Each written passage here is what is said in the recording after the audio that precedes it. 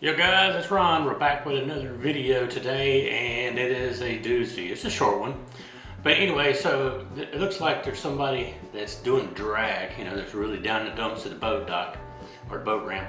But anyway, so we're gonna get right to it and show you this video.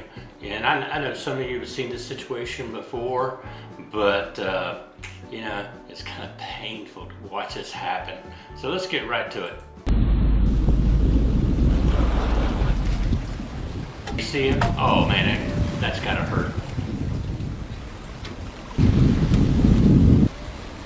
Let's do it again.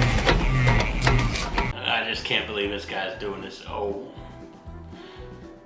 How many times have you guys ever seen this happen? Anyway, I hope you guys liked the video and check out the next one. If you know, we got a better camera. We've got some sound, some mics coming, which will help out a lot. Talk to you later.